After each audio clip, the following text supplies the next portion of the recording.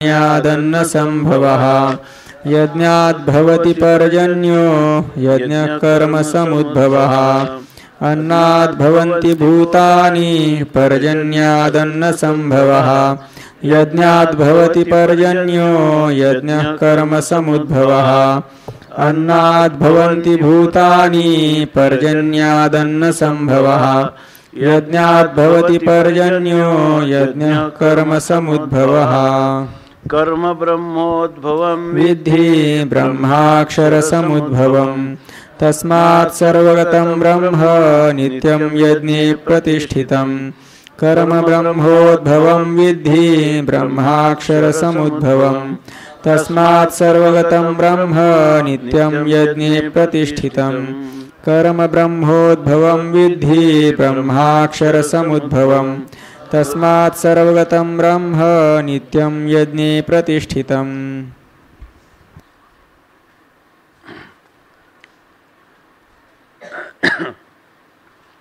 अन्नात् भवन्ति भूतानि पर्जन्यात् अन्न संभवः यज्ञात् भवति पर्जन्यः यज्ञः कर्म समुद्भवः कर्म ब्रह्मोद्भवं विद्धि ब्रह्माक्षर समुद्भवं तस्मात् सर्वगतं ब्रह्म नित्यं यज्ञे प्रतिष्ठितम्। अन्नात् भूतानि भवन्ति सर्व प्राणीमात्रांनी आपापलं कर्म केलं पाहिजे। जे कर्माचे अधिकारी आहेत त्यांनी कर्म केलं पाहिजे। कर्माचे अधिकारी कोण आहेत? ज्यांच्या अंतःकरणात विषयासक्ती आहेत। शब्द स्पर्श रूप रस आणि गंध या पंचविषयाच्या द्वारा आपण सुख मिळवू अशा प्रकारचं इंद्रिय आणि विषय यांच्या संबंधात सुख होतं अशी ज्यांच्या जीवनामध्ये धारणा आहे आणि तेच विषयजन्य सुख हेच खरं सुख आहे, त्याच्यामध्येच जे अडकून पडलेले आहेत, इहलोकातलं किंवा परलोकातलं, या लोकातलं सामान्य सुख असो किंवा स्वर्गाधिकांमध्ये असणारं विशेष दिव्य सुख असो, पण सुख हे विषयातच आहे अशी ज्यांची धारणा आहे, त्याच्या पलीकडं आत्मा काय आहे, अनात्मा काय आहे, मोक्ष काय आहे याच्याविषयी त्यांच्या अंतःकरणात कोणतीही इच्छा नाही। तर असे जे लोक आहेत ते कर्माचे अधिकारी सांगितलं। योगस्तु कामिनाम, ज्यांच्या अंतःकरणात विषय कामना आहेत, विषयाच्या इच्छा आहेत, तेच पुरुष कर्माचे अधिकारी आहेत। हा विभाग खऱ्या अर्थाने वेदाने मानवजातीसाठी 3 वर्ग पाडून केलेला आहे। जे लोक विषयासक्त आहेत ते कर्माचे अधिकारी आहेत आणि जे लोक काही त्यांच्या अंतःकरणात विषयासक्ती पण आहे आणि कधीकधी विषयात दोष आहेत, विषय अनित्य आहेत, विषय मिथ्या आहेत, त्याच्यामध्ये पारतंत्र्य आहे असं जाणून ह्या विषयापेक्षा विषय सुखाचा आपण त्याग करावा असं कधीकधी त्यांच्या अंतःकरणात वैराग्याची भावना निर्माण होते। वैराग्य निर्माण झालं की ते वैराग्य त्यांचं शाश्वत किंवा टिकत नाही, पुन्हा त्यांना विषयासक्ती निर्माण होते। विषयासक्तीनं विषय भोग घेत असताना वैराग्य निर्माण होतं आणि वैराग्याचं अंतःकरणात वृत्ती निर्माण झाला असता पुन्हा कधीकधी विषयांच्याकडं ओढ लागते किंवा विषयासक्त होतात। असे जे जीव आहेत ते उपासनेचे किंवा भक्ती मार्गाचे अधिकारी आहेत। काही आसक्ती आणि काही वैराग्य दोन्ही ज्यांच्या अंतःकरणात सारखे त्याची ते दोन्ही विकार अंतःकरणात उद्भूत होत असतात ते उपासनेचे अधिकारी आहेत। आणि ज्या पुरुषांना या ठिकाणी इहलोकातले किंवा परलोकातले कोणतेही विषय सुख नको, त्या विषय सुखाच्या अतिरिक्त असणारं काही महान असणारं ब्रह्मसुख आपल्याला प्राप्त व्हावं की जे सुख शाश्वत आहे, नित्य आहे आणि ज्या सुखामध्ये दुःखाचा संबंध नाही, असं जे सुख असेल ते आपल्याला कशाने मिळेल अशी ज्यांना रात्रंदिवस तळमळ लागलेली आहे ते इहलोकातल्या आणि परलोकातल्या सगळ्या भोग्य सुख हे त्यांच्यावरून ओवाळून टाकलं तरी ते नकोच म्हणतात। असे जे पुरुष आहेत ते ब्रह्मज्ञानाचे किंवा तत्त्वज्ञानाचे अधिकारी आहेत, ज्ञानाचे अधिकारी आहेत। तर वेदामध्ये हे 3 विभाग केले। भागवतामध्ये व्यासाचार्यांनी याचा स्पष्ट निर्विण्णानाम ज्ञान योगो न्यासीनाम इह कर्मसु काय ना निर्विण्णो नातिसक्तो भक्तियोगस्य सिद्धिदाह. आणि पुन्हा सांगितलं जे लोक विषयासक्त आहेत त्यांच्यासाठी कर्मयोगस्तु कामिनाम असं सांगितलं मध्ये राहिलं. तर असा हा विभाग आहे. आपण जेव्हा परमार्थ साधना करतो तेव्हा आपण काय साधन करावं अशी जेव्हा आपल्या अंतःकरणामध्ये विचार येतो की नेमकं माझ्यासाठी काय साधन आहे. कारण वेदामध्ये अनेक साधनं आहेत आणि त्या साधनापैकी मी नेमकं कोणतं करावं हा विचार शास्त्राने सांगितल्याप्रमाणे जर आपण आपल्या अधिकारानुरूप साधन केलं तर ते साधन आपल्याला लवकर फलीभूत होतं आणि पुढच्या साधनावर आरूढ करून पुढचं साध्य प्राप्त करून देतं. म्हणून विषयासक्त पुरुषांसाठी कर्मयोग सांगितला. आणि हा अध्यायसुद्धा कोणता आहे? कर्मयोगाचा अध्याय आहे. यामध्ये मोक्षच फल पाहिजे पण कर्मयोगाचा अधिकारी असल्यामुळं एकदम जसा ज्ञानयोगाचा अधिकारी उत्प्लवना सरिसा पक्षी फळाशी झोंबे जैसा सांगे नरू केवी तैसा पावे वेगा तो हळूहळू ढाळे ढाळे केतुलेनी एके वेळे तया मार्गाचेनी बळे निश्चित ठाके. पक्षी जसा झाडावरच्या शेंड्यावरच्या फळापर्यंत तत्काल उड्डाण करून जाऊ शकतो तसा मनुष्य जाऊ शकत नाही. तो ह्या आपल्या बुंध्याचा खोडाचा शाखांचा आश्रय घेत घेत त्या फळापर्यंत जाऊन पोचतो. म्हणून या ठिकाणी नेहमी जाणीव करून दिले या भारतीय संस्कृतीमध्ये की अधिकार तैसा करू उपदेश साहे ओझे त्यास त्याची द्यावे. जो अधिकार असेल त्या अधिकारानुरूप आपण साधनांची संतांच्या मार्गदर्शनाने निवड करून त्या साधनावर आपण आरूढ राहिलो तर आपण आपल्या गंतव्यस्थानापर्यंत लवकर जाऊ शकतो. हा विभाग ज्ञानोबारायांनी ज्ञानेश्वरीमध्ये स्पष्ट रीतीने केल्यामुळं ज्या लोकांना वेदाचा अध्ययन नाही, स्मृतिग्रंथ नाही, संस्कृतचं काही संबंध नाही त्यांना देखील ही गीता किंवा ज्ञानेश्वरी ही आपल्या जीवनाचा योग्य मार्गदर्शक असा ग्रंथ झालेला आहे की ज्याच्यामुळं मनुष्याने एकदम ह्या ओव्यांवर विश्वास ठेवावा आणि त्याप्रमाणे आपल्या जीवनाची वाटचाल केली तर तो योग्य दिशेनंच जाईल. त्याच्या जीवनामध्ये जास्त संशयाचा कल्लोळ नाही कारण त्या शब्दांवर श्रद्धा आहे आणि त्याच्यामध्ये विपरीत भावना होत नाही कारण त्याने त्या शब्दाच्या अर्थाला आपल्या जीवनामध्ये तो अर्थ स्थायी भाव करण्याचा निश्चय केल्यामुळं त्याला विपरीत भावना आणि संशय यांना कधीही सामोरं जावं लागत नाही.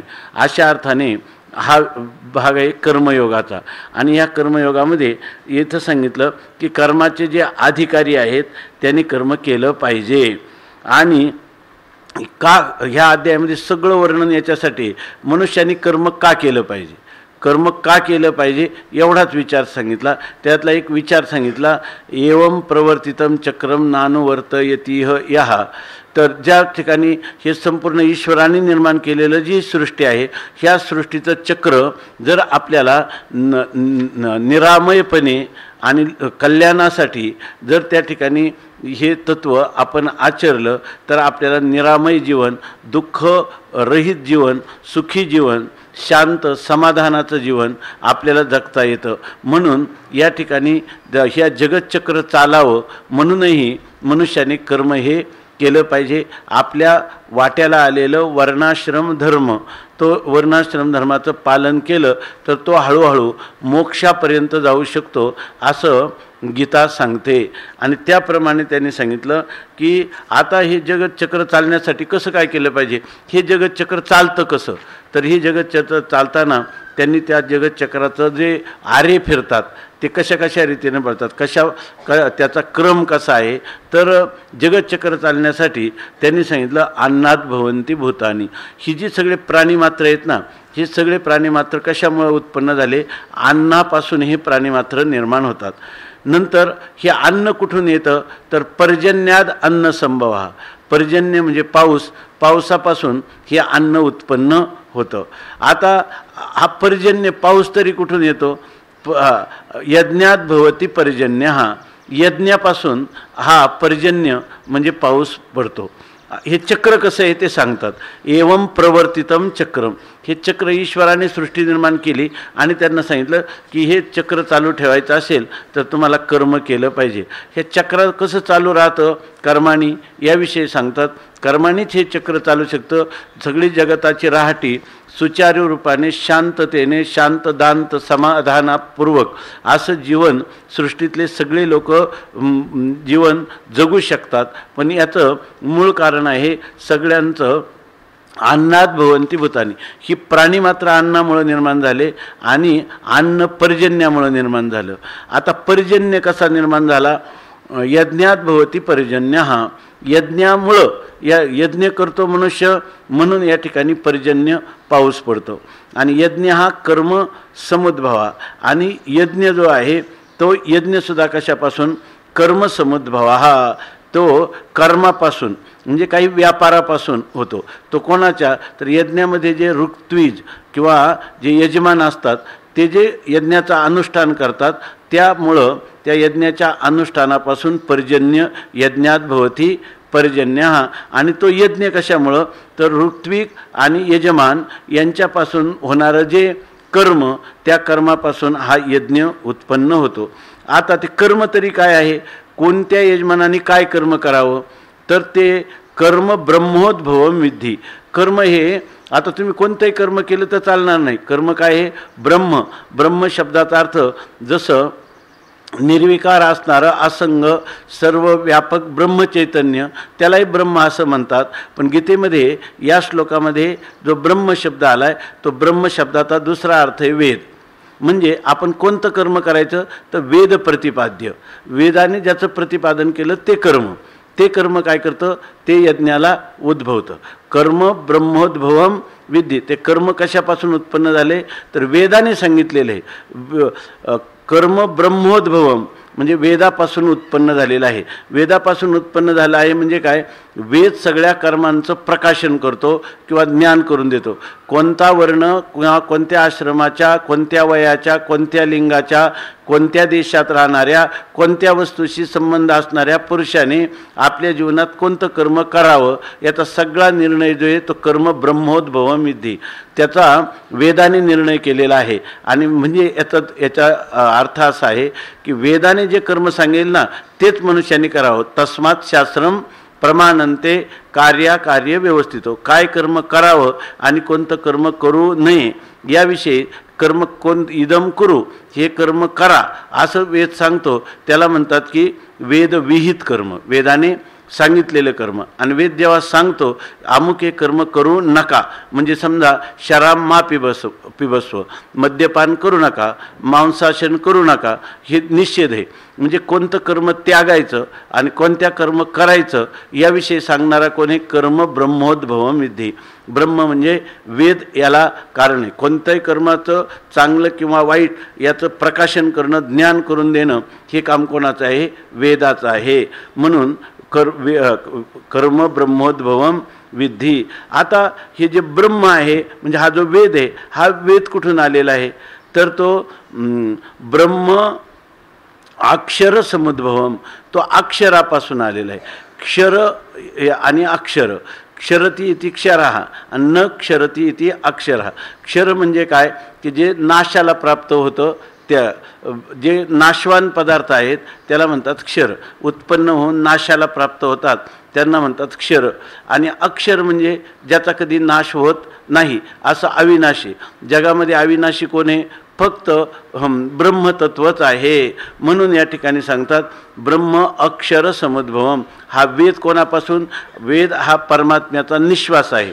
निश्वासाप्रमाणे म्हणजे आपल्याला जसं एखादी कर्म करायचं झालं तर आपल्याला काही ना काही क्रिया करावी लागते आणि ती क्रिया आठवण ठेवावी लागते की आता हे पुस्तक मला इथून उचलून अमक्या ठिकाणी ठेवायचं आहे.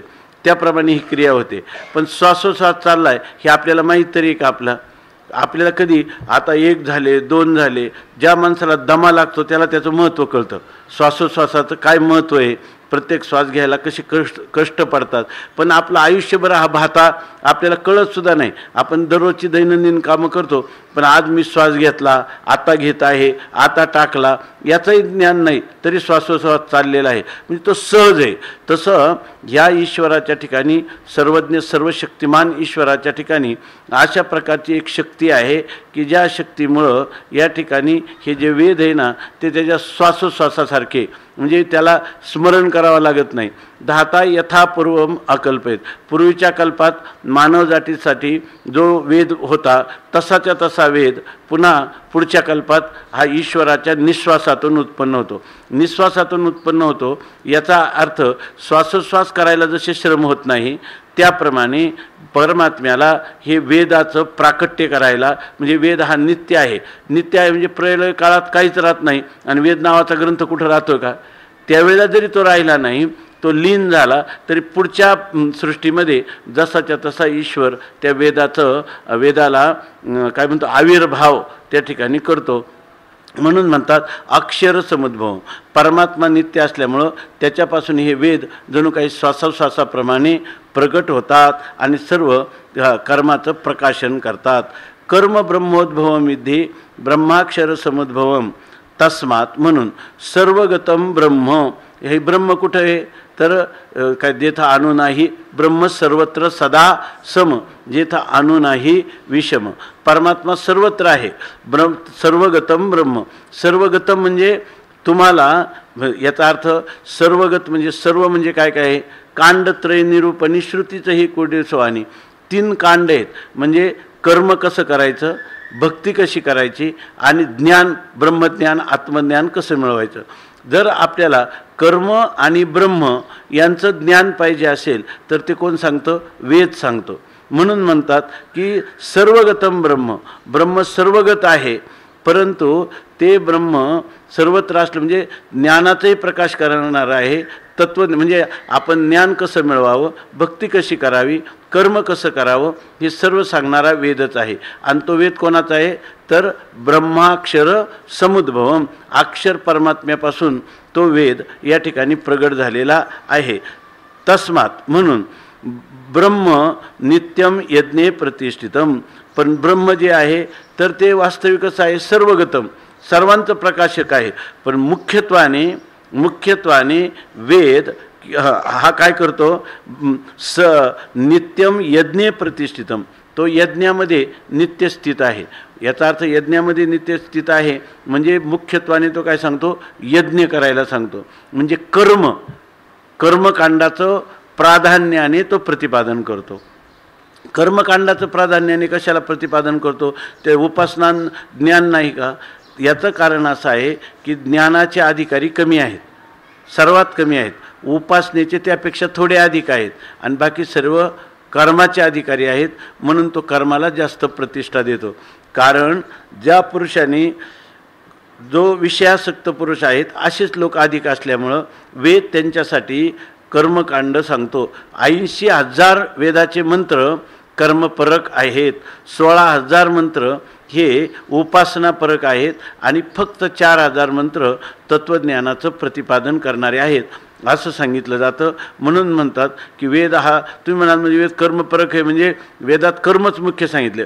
कोण कर्माचे अधिकारी असल्यामुळं कर्माच्या अधिकाऱ्यांना कर्म मुख्य आहे असं सांगितल्यामुळं म्हणतात की सर्वगतम ब्रह्म यज्ञे प्रतिष्ठितम. हे सर्वगत असणारं ब्रह्म खऱ्या अर्थाने म्हणजे वेद हा खऱ्या अर्थाने यज्ञामध्ये प्रतिष्ठित आहे. म्हणजे यज्ञाला त्याने जास्त प्रतिष्ठा दिलेली आहे असं सांगतात. आता याच्यामध्ये सांगतात की पहिल्यांदा अन्नापासून प्राणीमात्र निर्माण झाले. अन्नापासून प्राणीमात्र कसे निर्माण झाले याविषयीची वैदिक जी विचार प्रणाली आहे किंवा वैदिक विज्ञान आहे त्या विज्ञानामध्ये त्यांनी असं सांगितलं, अन्नात भुक्तात लोहितरेता परिणतात प्रत्यक्षम भवती जायन्ते भूतानी. आपल्याला हे सगळे जे प्राणी मात्र दिसून येतात ते सगळे कसे उत्पन्न झालेले आहेत तर ते सांगतात की अन्नात भुक्तात. आपण जे खातो अन्न त्या अन्नापासून जे काही धातू निर्माण होतात. स्त्री शरीरात आणि पुरुष शरीरात अन्न गेलं की त्या अन्नाचा क्रम आहे. उपनिषदामध्ये आयुर्वेदमध्ये याचं वर्णन केलेलं आहे. तर आपल्या शरीरामध्ये आपण नेहमी चिंतन करतो, आता क्रमाने आले म्हणून आपण थोडंसं परत पाहू. तर या ठिकाणी आपण खाल्लेलं जे अन्न आहे त्या अन्नापासून पहिल्यांदा एक सप्तधातू आहे शरीरात. रस, रक्त, मांस, मेद, अस्थि, मज्जा, शुक्र असे 7 धातू. आणि ह्या 7 धातूंना खाल्लेल्या अन्नापासून पहिल्यांदा त्या मनुष्याच्या त्याचं जे खाल्लेलं अन्न त्याचा रस होतो, त्याच्यापासून रक्त, त्याचा सारभाग म्हणून मेद, त्याच्यापासून अस्थि, मग त्याच्यापासून मज्जा, त्याच्यापासून शुक्र नावाचा धातू किंवा स्त्री शरीरामध्ये त्याच्यापासून जसं पुरुष शरीरात रेत निर्माण होतं तसं त्या ठिकाणी आर्तव किंवा त्याला लोहित असं म्हणतात. तर ते लोहित म्हणजे किंवा आर्तव स्त्री शरीरामध्ये निर्माण होतं.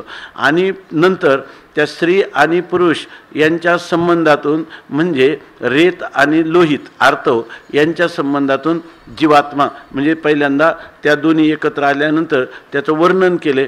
प्रथमे मासी कललम जायते, एक बुडबुडा तो असा तयार होतो. द्वितीय चारबुदम, पुढे त्याला मांस वगैरे तयार होतं.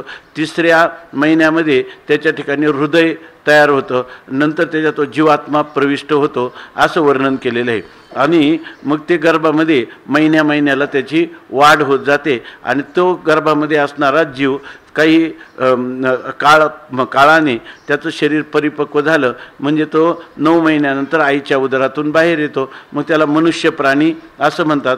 जर मनुष्याच्या मनुष्य माता असेल तर जसं प्राणी, पशु, पक्षी, कोणते जलचर, भूचर, खेचर हे सगळ्यांचे असं एक युग्म असतं आणि त्या युग्मापासून स्त्री आणि पुरुष यांच्यापासून परंपरेनं त्या प्राण्यांची पशूंची निर्मिती होते. पण याला मुख्य कारण कोण आहे? अन्न आहे. म्हणून अन्नात भवन्ति भूतानि. अनेक उपनिषदामध्ये असाही विचार आला की अन्नमाशितम, तर आपण म्हणतो एवढंच कधी चिंतन केलं होतं. खाल्लेल्या अन्नाचे 3 भाग आहे. एक स्थूल भाग आहे, एक मध्यम भाग आहे आणि एक सूक्ष्म भाग आहे. स्थूल भागापासून मलमूत्र तयार होतात, मध्यम भागापासून मांसादी धातू निर्माण होतात आणि अत्यंत सूक्ष्म भाग जो आहे त्यापासून मनुष्याचं मन निर्माण होतं. अशा प्रकारे ह्या अन्नाचं पासूनच सगळं चाललेलं. म्हणून आपल्याकडं अन्न हे पूर्ण ब्रह्म असं म्हणतात. उदर भरण नो हे जाणीजे यज्ञ कर्म. याचं कारण आहे की अन्नात भवन्ति भूतानि. आणि आपण जे काही यज्ञ म्हणून म्हणतो प्रतिकात्मक यज्ञ, ज्याच्यामध्ये अग्नीमध्ये घृतादिकांची आहुती केली जाते, तो यज्ञ आहे. त्या यज्ञामुळं काय होतं? पाऊस पडतो. पहिल्यांदा अन्नात भवन्ति भूतानि. पण भूत कशामुळे निर्माण होतात? तर कर्म आपलं अन्नात भवन्ति भूतानि पर्जन्यात अन्न संभव. पर्जन्यामुळं अन्न संभव होतो, अन्न उत्पन्न होतं. परंतु तो पर्जन्याला कारण कोण आहे?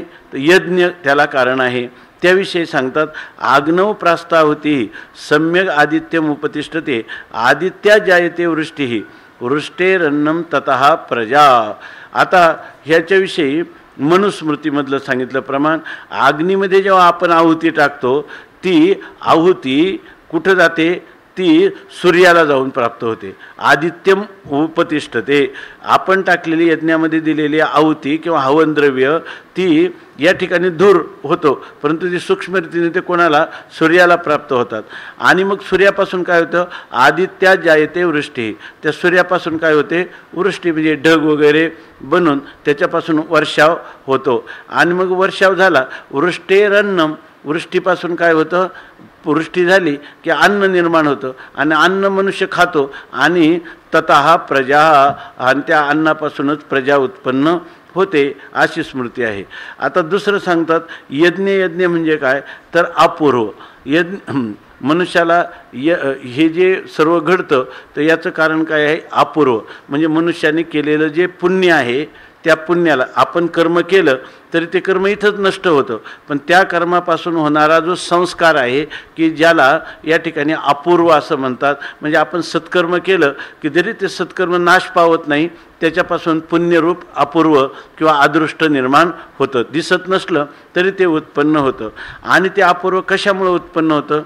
तो जो यज्ञ आहे त्या यज्ञाचा अर्थ काय झाला? अपूर्व पुण्य. आणि तो यज्ञ कशापासून उत्पन्न होतो? कर्मसमुद्भव. आपण जे कर्म करतो त्या कर्मापासून, म्हणजे आपण जे सत्कर्म करतो त्या सत्कर्मापासून या ठिकाणी अपूर्व म्हणजे पुण्य उत्पत्ती होत असते. आता यज्ञ जो आहे तो कर्मापासून उत्पन्न होतो. म्हणजे कोणापासून?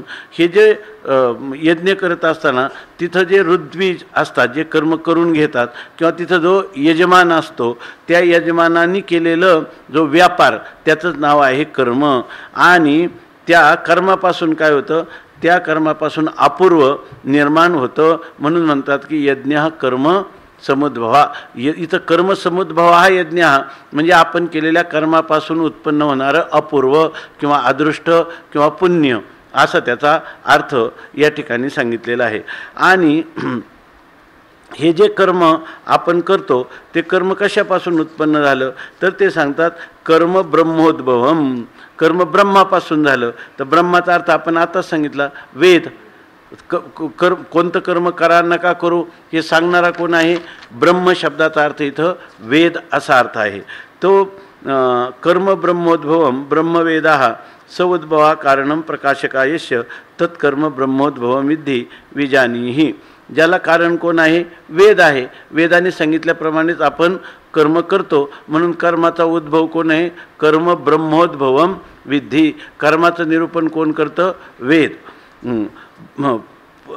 पुन्हा वेदाख्यम अक्षर समुद्भवम अक्षरम ब्रह्म परमात्मा समुद्भवायस्य तत् अक्षर समुद्भव. आणि पुन्हा हा वेद कोणापासून उत्पन्न झाला? अक्षरापासून. म्हणजे ज्याचा कधी विनाश होत नाही अशा असणाऱ्या परमात्म्यापासून हा वेद निर्माण झाला. आणि निर्माण झाला म्हणजे नवीन उत्पन्न झाला नाही, तो त्याच्यापासून पूर्वीचाच प्रगट झाला. आणि त्या परमात्म्यापासून काय कसा उत्पन्न झाला? निश्वासवत समुद्र. जसा आपला सहज श्वास असतो, परमात्म्याला स्मरण करावं लागत नाही, डोकं खाजावं लागत नाही. पूर्वीचा कल्पात वेद कसा होता ना आता सांगायचा. परमात्म्याच्या ठिकाणी ज्ञान नित्य असल्यामुळं त्या परमात्म्याला हे सहजच आठवतं. आणि तो आपल्या जीवनामध्ये सर्वार्थ प्रकाशकत्वात सर्वच अर्थांचं, म्हणजे आपण नेहमी चिंतन करतो की मनुष्याच्या जीवनात क्रिया आहे, भावना आहेत आणि त्याच्या बुद्धीच्या द्वारा त्याला काही ज्ञान होतं. याच्या व्यतिरिक्त जीवनामध्ये काहीच नाही. कोणताही मनुष्य केला तर काहीतरी क्रिया तरी करणार, काहीतरी भावना तरी करणार, किंवा काहीतरी पदार्थ काय आहे ह्या पदार्थाचं ज्ञान तरी करून घेणार. याच्या पलीकडं काही नाही. पण मनुष्याने स्वतंत्र बुद्धीनं किती क्रिया केल्या, स्वतंत्र बुद्धीनं कितीही ज्ञान संपादन करायचा प्रयत्न केला आणि स्वतंत्र बुद्धीनं कोणत्याही भावना करण्याचा प्रयत्न केला, तर आजपर्यंत आता सध्याची जी दुरवस्था आहे, विशेषतः तरुण पिढीची जी अतिशय दुरवस्था आहे, त्याचं कारण काय आहे? की त्याचं कारण असं आहे की ज्याचे वल्ले तुटलेली नाव समुद्रात गेली आणि वल्ले तुटलेले आणि जोराचं वादळ आलं तर आता त्या नावेची काय स्थिती होईल? वल्लेही त्याला हलवता येत नाही, ते वल्ले तुटलेले कोणत्या दिशेने न्यायची ते कळत नाही. आणि मग वारा ज्या दिशेने नेईल त्या दिशेने ते जाते आणि काही काळाने ती बुडून त्यांना सगळ्यांना प्राणाला मुकावं लागतं. तसं या ठिकाणी आत्ताच्या काळात लोकांचा तर्कशुद्ध पद्धतीवर, आपल्या बुद्धीवर, विज्ञानावर खूप मोठा, आपल्या शरीरबळावर, आपल्या बुद्धिबळावर, आपल्या मनोबलावर सगळ्यांवरच विश्वास आहे. आणि सगळ्यांना वाटतंय की आपलं कल्याण व्हावं, समाजाचं कल्याण व्हावं. म्हणून त्या लोकांना आपलंच कल्याण करता येत नाही तर जगताचं कल्याण कसं करता येईल? आणि न होण्याचं कारण किंवा नंतर त्यांची नाव भरकटत बुडण्याचं कारण, सगळे लोक अशांत असमाधानी राहण्याचं कारण जर मुख्य काय असेल तर सगळ्यांनी जे अपौरुषेय वेद आहे त्या वेदाने सांगितल्याप्रमाणे आचार, वेदाने सांगितल्याप्रमाणे विचार आणि वेदाने सांगितल्याप्रमाणे त्या ठिकाणी भावना जर तो करील तर त्याला निश्चित सुखाचा परतीरावर तो जाऊन पोचेल, दुःख संबंध रहित सुखाकडं. परंतु आत्ताच्या काळात वेदाला काही नाही, वेदाला मान्यता नाही, वेदाला मान्यता नाही. आणि वेदाचं ज्यांनी अनुसरण केले हे जे आपले पूर्वज आहेत किंवा पूर्वस्वरी आहेत, हे जे संत मालिका आहेत किंवा गुरु परंपरा आहेत, ह्या जरी आपण वेद शिकलो नाही तर त्यांनी ज्या काही वेदाचं जी प्रवाह आत्तापर्यंत ठेवलेला आहे, तर त्याला आपण भोळेपणा समजतो आणि आपल्या बुद्धीला आपण जास्त प्राधान्य देतो. आणि बुद्धी नेमकी भ्रम, प्रमाद, करणा, पाठव, विप्रलिप्सा इत्यादी दोषांनी युक्त असल्यामुळं ती बुद्धी कधीच आपल्याला योग्य दिशेला नेत नाही. तेच जर आपण प्रत्येक गोष्ट वेदाला विचारून भावना, वेदाला विचारून क्रिया, वेदाला विचारून विचार जर आपण केला तर त्या ठिकाणी मनुष्याला आताच्या काळात एवढं विज्ञान प्रगत झाले, आपण जगतात कोणत्याही ध्रुवावर असणाऱ्या उत्तर ध्रुवाचा दक्षिण ध्रुवावर सेकंदात संबंध होतो मोबाईलद्वारा. आता किती सुखशांती राहायला पाहिजे. सुखशांती लाभली का अणु युद्ध होण्याची शक्यता निर्माण झाली, कोणालाही समाधान नाही. याचं कारण काय? वेदाचं प्रामाण्य सोडलं आणि बुद्धी प्रामाण्याला जास्त वाव दिला. ही जी सुरुवात आहे ही 4 वाग्दर्शनापासूनच होत गेली. जैन, बौद्ध ही जी दर्शन आहे यांनी सुखाच्या शोधातच निघाली, पण कोणाला सुख लाभलं नाही. त्याचं कारण काय आहे? त्या खऱ्या सुख काय आहे आणि खऱ्या सुखाचं साधन कोणतं आहे, असा नियत कार्यकारणभाव संबंध हा फक्त वेद आणि संतच सांगू शकतात. जोपर्यंत आपण वेदमार्गे मुनी गेले त्याचे मार्गे चालिलो असं जोपर्यंत आलं नाही, किंवा मार्ग दावूनी गेले आधी दयानिधी संतते, आपण आंधळ्यासारखा अंधविश्वास बुद्धीवर ठेवतो. ज्या बुद्धीच्या ठिकाणी काय तिची योग्यता आहे, ज्या शरीराच्या ठिकाणी किती शरीराचं बल आहे, अशी स्थिती असताना आपण त्याच्यावर मात्र जबरदस्त विश्वास ठेवतो. आणि अपौरुषे वेद निर्दोष्ट मानवाचं कल्याण करणारा अहितापासोनी काढिती आणि हितदेवनी वाढविती नाही गा श्रुती परवती माऊली जगा, त्या वेदावर मात्र आपण प्रामाण्य ठेवत नाही. म्हणून ह्या सगळं विज्ञानाची प्रगती ज्या काळात ही मानवजात अत्यंत सुखाच्या परम उत्कर्षाला पोचली होती, त्यावेळेला कुठं कोणतं वैज्ञानिक उपलब्धी किंवा सुखसोयी कोणत्याच नव्हत्या. आणि तरीसुद्धा सगळे लोक मात्र आनंदात राहत होते. आणि त्याच लोकांचे उद्गार आपण त्या ऋषीमुनींचं वाचतो किंवा संतांचं वाचतो, आनंदाचे डोही आनंद तरंग. आणि त्या तुकाराम महाराजांना एक श्री कर्कशा दुष्काळी वातावरण, लोकाच्यात अवमान अशी स्थिती होती की नाही. आणि तुकाराम महाराजांच्या जवळ काय होतं? तुकाराम महाराजांच्या जवळ वेद काय गाळोनिया भेद आणि प्रमाण तो ऐसा वेद. त्या वेद प्रामाण्याला मानून त्याच्या बळावर हे संत मंडळी जी आहे ती सगळी सुखाचे लयलूट करत होती. आणि ही जी जीवन जगण्याची कला हिला आपण जेव्हापासून सोडलं तेव्हापासून आपण सुखापासून दूर आणि दुःखाच्या सामोरं किंवा त्याच्या सन्मुख जवळजवळ त्याच्या चाललो. म्हणून या ठिकाणी गीता ही 700च श्लोक आहेत. त्याचं विवेचन करणारे 9000च ओव्या आहेत. पण ह्या 9000 ओव्या जर आपण आपल्या जीवनाचा आदर्श म्हणून निवडल्या तर त्या माणसाच्या जीवनात जे सगळे लोक सुखासाठी धडपड करतात, प्रारब्ध त्याला धन मिळेल सांगता येत नाही, कीर्ती मिळेल सांगता येत नाही, पण त्याचं समाधान मात्र कधी भंगणार नाही. आणि सगळी लोक समाधानासाठी करतात, त्यांना नेमकं समाधान मिळत नाही. आणि याला नेमकं त्याचं जे फल आहे ते फल त्याला शाश्वत सुख प्राप्त झाल्याशिवाय राहणार नाही.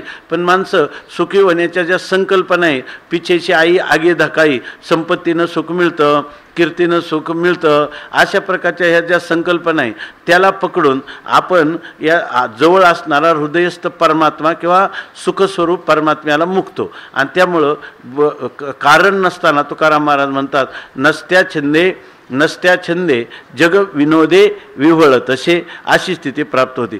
बरं, सर्वार्थ प्रकाशकत्वात सर्वच अर्थांचा कोणताही विषय असू द्या त्या विषयाचा वेदू काय न बोले, वेदाने काय नाही सांगितलं. वेदाने सर्व अर्थाचं माणसाच्या जीवनात जेवढे प्रसंग येतील त्या प्रसंगातून सुटण्याचा प्रत्येक उपाय वेदाने सांगून ठेवलेला आहे. वेदाने नाही सांगितलं असे आपल्या जीवनामध्ये एक किंवा दुसरं कुठं शोध घ्यायला पाहिजे. वेदाने सर्व क्रिया, भावना आणि विचार याच्यातलं सर्वच काही सांगून ठेवलेलं आहे.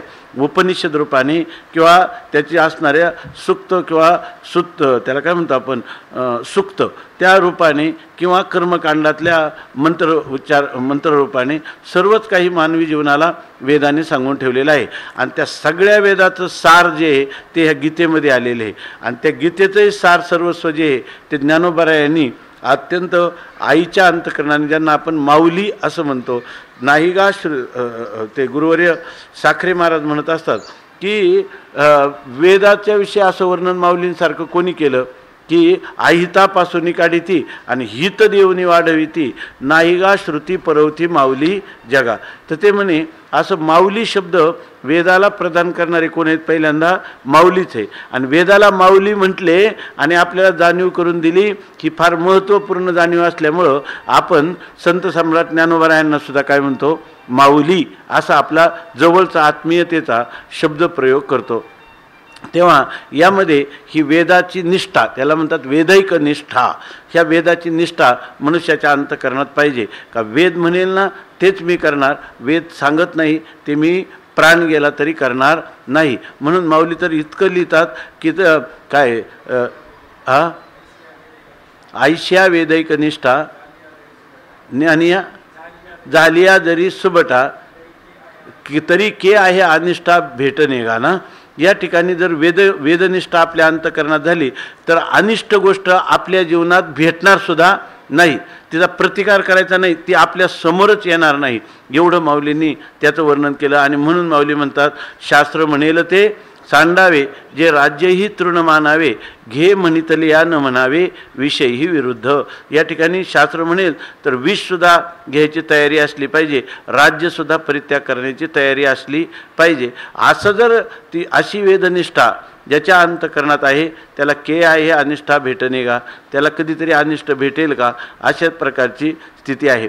म्हणून ते म्हणतात. आणि एक गोष्ट सांगतात इथं गीतेमध्ये की हा जो वेद सगळं करतो तो कोणाचं विधी कोण सांगतो? वेदच सांगतो ना. निषेध कोण सांगतो? वेद. म्हणे आणि तो वेद विधी आणि निषेध कुठं असतो? कर्मामध्ये, क्रियेमध्ये. कोणती क्रिया करायची आणि कोणती क्रिया करायची नाही याविषयी वेद आपल्याला निखालसपणे स्पष्टपणे सर्व मार्गदर्शन करतो. आणि तो यज्ञ म्हणून त्यांनी सांगितलं यज्ञ विधी प्रधानत्वात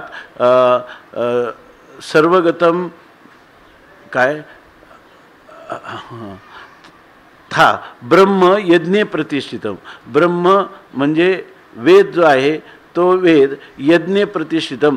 यज्ञ शब्दाचा अर्थ काय केला? विधायक कर्म, त्या कर्मामध्ये तो प्रतिष्ठित आहे. म्हणजे महत्त्वाचा प्राधान्याने वेद आपल्या कर्माच्या अधिकारी असणाऱ्या पुरुषांना कर्माचंच मार्गदर्शन करतो. अधिकारी आहे कर्माचा आणि तो उपासना करील किंवा तो तत्त्वज्ञान प्रवृत्त होईल तर त्याला त्या पहिल्यांदा ज्ञानासाठी अंतःकरण शुद्ध पाहिजे, उपासनेसाठी अंतःकरण शुद्ध पाहिजे, मग उपासना स्थिर करण्याचं कार्य करते. पण यांनी कर्मच केलं नाही आणि तत्त्वज्ञान केलं त्याला तत्त्वज्ञान पण होणार नाही. हे कायमचं आपल्या हृदयामध्ये जेव्हा साधक असतो तेव्हा त्याच्या मनामध्ये फार डोल किंवा द्विधा स्थिती किंवा दोलायमान जर व्हायचं नसेल तर हे काय आहे? पक्के सिद्धांत आपल्या लक्षात पाहिजे. आपण अधिकारी कोणता, आपण कोणत्या साधनावर आरूढ असलं पाहिजे आणि त्याच्यावरच राहिलं तरच आपलं कल्याण होणार आहे. अशा प्रकारचं हा वेदाचा विचार या ठिकाणी सांगितला. तर कर्माच्या अधिकाऱ्यांनी कर्मच केलं पाहिजे आणि याच्यावर वेदाचा काय आहे? भर आहे असं या श्लोकामध्ये सांगितलं. आता या संबंधाने माऊलींनी ह्या पहिल्या श्लोकावर फक्त अन्नात भवंती भूतानी या श्लोकावर फक्त एकच ओवी लिहिली, अन्नास्तव भूते. पण हा जो आपण आतापर्यंत विचार केला सगळ्या ओवीवरचा विचार हाच आहे. इथं श्लोकाच्या माध्यमातून केला, ओवीचा विचार तसाच करायचा मराठी वाचून. अन्नास्तव भूते प्ररोह पावती समजते मग पर्जन्यू या अन्नाते सर्वत्र प्रसवे. माणसाच्या जीवनात अन्नाचं महत्त्व आहे की याच्यामध्ये जर एखाद्या माणसाला जर उपवास केला, त्याचं दिवसभर निर्जला एकादशी केली आणि संध्याकाळी जर त्याला कोणी एखादी गोष्ट समजावून सांगायला तर म्हणतो नाही आज उपवास आहे, आज मला काही तुम्ही जे म्हणता ना ते माझ्या आतमध्ये जात नाही. किंवा त्याला म्हणलं की तू थोडं पळत जायचं, धावत जायचं, तो म्हणतो नाही माझा जीव थकल्यासारखा झालेला आहे. नाही, याचा अर्थ काय? अन्नामुळं प्राण जे असतात ना त्या प्राणांना बळ मिळतं आणि आपली जी इंद्रिय बाहेर जायची तर ती प्राणाच्या साह्याने इंद्रिय बाहेर जात असतात. आणि प्राण कशावर अवलंबून आहे? अन्नावर अवलंबून आहे. म्हणून या ठिकाणी अन्नाचं अतिशय महत्त्व आहे. प्राणाचं संरक्षण. जर त्या ठिकाणी अन्न नसेल तर त्या मनुष्याच्या हळूहळू प्राण विकल होत जातात. शेवटी ते प्राण अन्नाअभावी या शरीराला सुद्धा सोडून जातात. म्हणून अन्न हे फार महत्त्वाची गोष्ट आहे आपल्या संस्कृतीमध्ये सांगितलं. म्हणून अन्न कोणतं खावं, कधी खावं, कोणी खावं, किती खावं, याचा भरपूर विचार आपल्या भारतीय संस्कृतीमध्ये स्मृती, श्रुती, वेद आणि गीतेमध्ये हा विचार पुढं 17व्या अध्यायामध्ये भरपूर विस्ताराने माऊलींनी केलेला आहे. आधीमध्ये त्याचं काही वर्णन येतं, पण त्याच्यामध्ये स्पेशल सात्विक अन्न, राजस अन्न, तामस अन्न, त्या अन्नाचे होणारे परिणाम हे ज्ञानेश्वरीमध्ये सांगितलेलं आहे. आत्ताच्या काळात जर माणसं समाधान राहावं म्हणून केवळ ज्ञानेश्वरी हा आपला जीवनग्रंथ करतील तर सगळेच्या सगळे ती व्यक्ती पूर्ण समाधानाला प्राप्त होईल. अशा प्रकारचा अलौकिक ग्रंथ या महाराष्ट्र भाषेमध्ये या पृथ्वीतलावर निर्माण झालेला आहे. आणि आपापल्या भाषेत त्याचा झालेला अनुवाद जरी कोणी वाचेल आणि त्याचं अनुसरण करेल तर त्याला समाधानात कोणती न्यूनता राहणार नाही. आणि त्याच्या जीवनात प्रारब्ध प्राप्त केवढे दुःख आलं तरी त्या दुःखाने त्याचा अंतकरण डगमगणार नाही. माऊलींनी सांगितले, मेरूपासोनी थोरे देह दुःखाचेनी डोंगरे दाटे जो पडिभारे चित्त न दाटे. मेरू पर्वतापेक्षाही महान दुःख आलं तरी त्या दुःखाने त्याचा अंतकरण विचलित होणार नाही. अशा प्रकारचा हा अलौकिक, दिव्य, असामान्य असा ग्रंथ आहे. आणि त्याच्यावर हे आता आपण अन्नाचं चिंतन केलं, त्याच्याचविषयी माऊली त्याचं अनुवाद करून एकाच ओळीत एका श्लोकाचं सांगतात. अन्नास्तव भूते प्ररोह पावती समजते मग पर्जन्यू या अन्नाते सर्वत्र प्रसवे. अन्नास्तव म्हणजे खाल्लेल्या अन्नामुळं, भूते म्हणजे प्राणीमात्र, समजते भूते सर्वच प्राणीमात्र अन्नामुळं प्ररोह पावती, अन्नामुळं त्यांची काय होते, उत्पत्ती अन्नामध्ये होते, वाढही अन्नामध्ये मुळं होते आणि त्याचा लयसुद्धा कुठं होता, नंतर अन्नामध्येच त्याचा लय होतो. उपनिषदामध्ये याचा भरपूर विचार आलेला आहे. मनुष्याचा मरणानंतर तो जीवात्म्याचा कसा प्रवास होतो, तो पुन्हा वरून खाली येतो तेव्हा तो कुठं जातो, पहिल्यांदा तो पावसाबरोबर खाली येतो आणि नंतर त्या पिकामध्ये जातो, पिकामध्ये नंतर त्याचं धान्याच्या रूपाने होतो. ते धान्य परिपक्व झालं का तो मनुष्य खातो. मग मनुष्यामध्ये आता सांगितल्याप्रमाणे त्याच्यापासून वीर्य किंवा अर्थ उत्पन्न होतं आणि पुन्हा त्याचं चक्र चालू होतं. पुन्हा तो काय होतो, तो जीवाचं चक्र चालू राहतं. मरण पावला की पुन्हा जन्म झाला की पुन्हा त्याचा नाश म्हणजे काय, त्याचा लय होतो. कोणतरी मनुष्य अन्न खातो, त्या अन्नापासून त्याचं पुन्हा चालू होतं. असा प्रकारचा हा उपनिषद आताच्या ह्या वैज्ञानिक युगामध्ये किंवा ज्याला आपण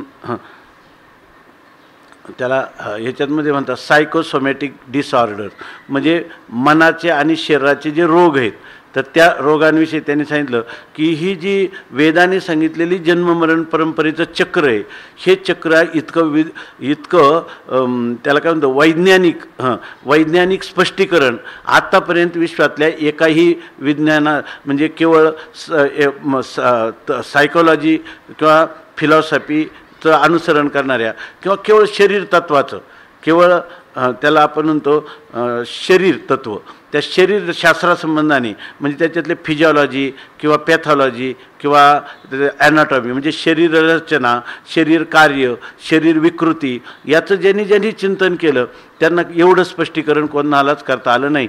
त्याच्यापेक्षा सर्वात महत्त्वाची गोष्ट आहे का वेदावर इतका विश्वास टाकावा. तर जगात जर कोणतं असं सायन्सच नाही, असं विज्ञानच नाही, तर वेद हेच खरं विज्ञान आहे आणि तेच आपलं अध्यात्म आणि विज्ञान दोन्ही सांगणारा वेदच आहे आणि तोच आपल्याला अनुसरणीय आहे. म्हणून माऊलीने सुद्धा एकाच ओळीमध्ये सांगितलं, अन्नास्तव भूते प्ररोह पावती समजते.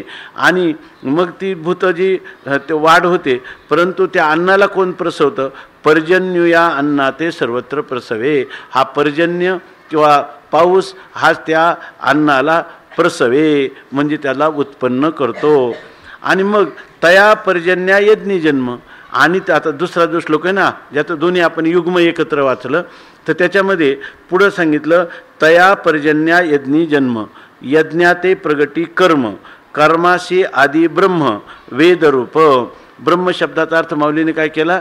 वेद असा अर्थ केला. भाष्यकारांनी वेद असा अर्थ केला, दुसरा अर्थ लागत नाही.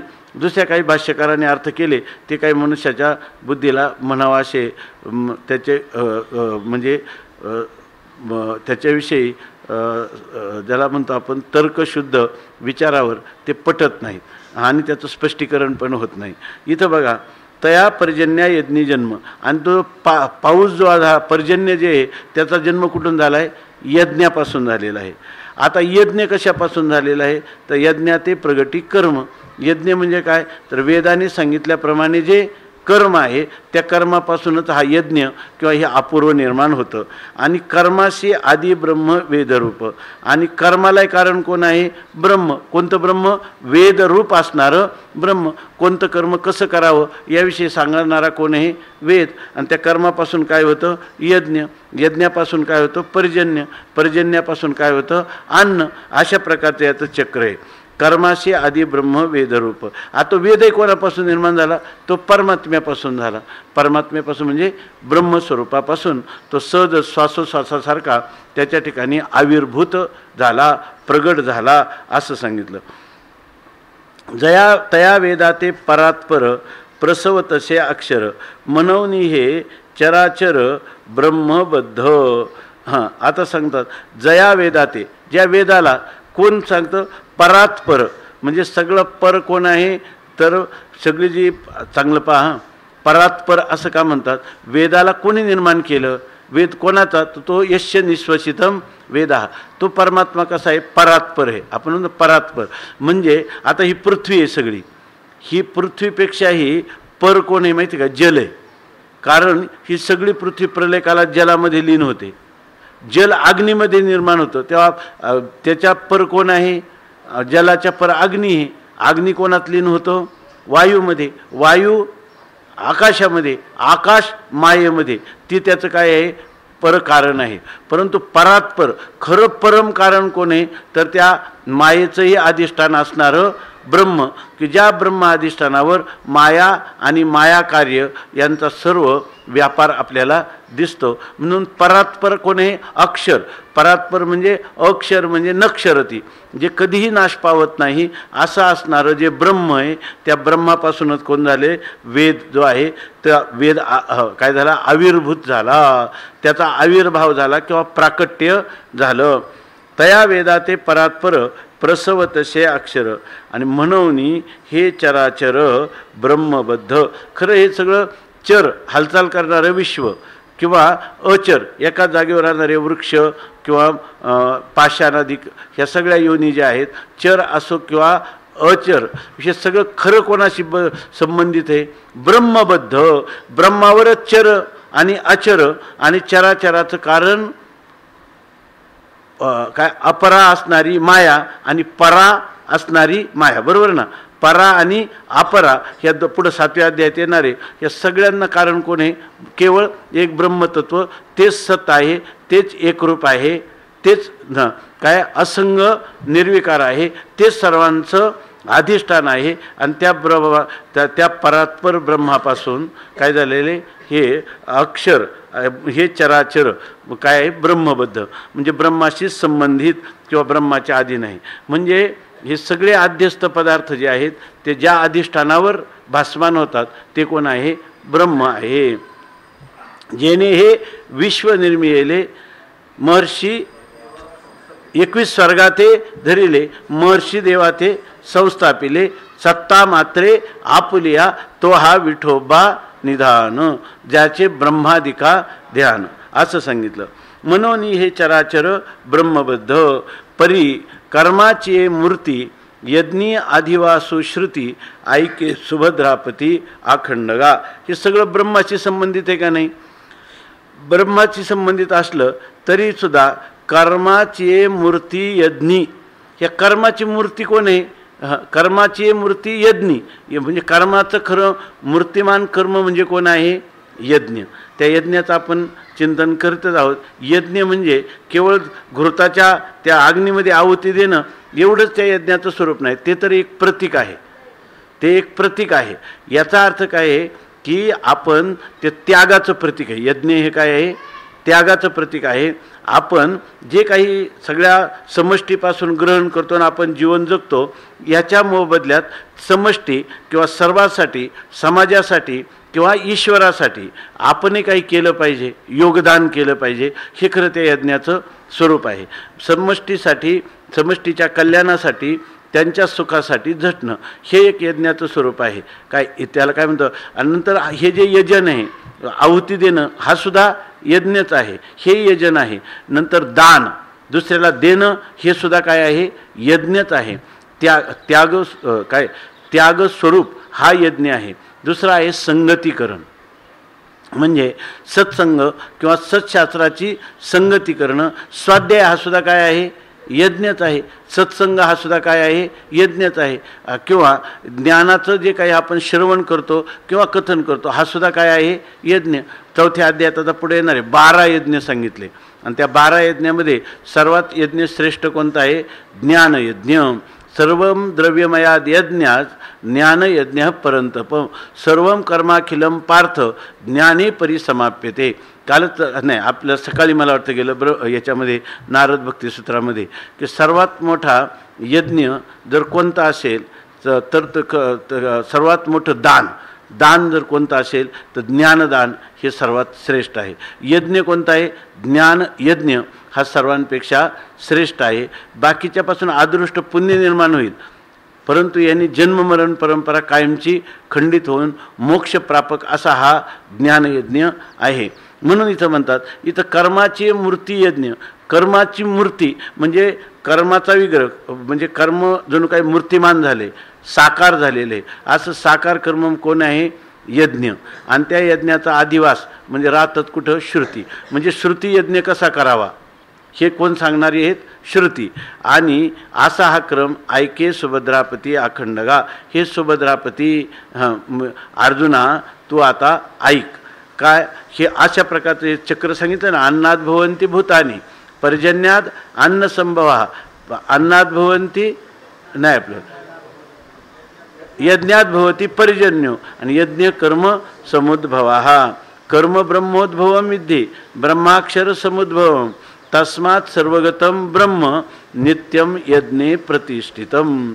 आता तुम्ही जर म्हणाल यज्ञामध्ये सगळं जे वेद आहे तो कशामध्ये अधिष्ठित आहे, यज्ञामध्ये. पण यामध्ये यज्ञ म्हणताना कोणता, हा केवळ प्रतिकात्मक यज्ञ का या ठिकाणी दानाचा पण अर्थ घ्यायचा. यज्ञ शब्द यज धातूपासून झालेला आहे, त्याचा अर्थ दान पण, संगतीकरण पण, अग्नीला आहुती देणं असा पण, आणि एक काय सांगितला, यज्ञ दान त्याग या अर्थाने जे काही 4 अर्थ यज धातूचे, आराधना. तर ह्या सर्वच अर्थाने या ठिकाणी हा यज्ञ वर्णन करतो. ज्ञानयज्ञामध्ये तर अज्ञानाची आहुती दिली जाते. कुठं, आत्मस्वरूपाच्या ठिकाणी काय अज्ञानाची कायमची आहुती देणं, याला म्हणतात यज्ञ. आता यानंतर सांगतात एवं प्रवर्तितं चक्रम नानुवर्तयति हयः अघायुरिन्द्रियारामो मोघं पार्थ सजीवति. एवं प्रवर्तितं चक्रम नानुवर्तयति हयः अघायुरिन्द्रियारामो मोघं पार्थ सजीवति. एवं प्रवर्तितं चक्रम नानुवर्तयति हयः अघायुरिन्द्रियारामो मोघं पार्थ सजीवति. एवं प्रवर्तितं चक्रम नानुवर्तयति यः अघायुरिन्द्रियारामो मोघं पार्थ सजीवति.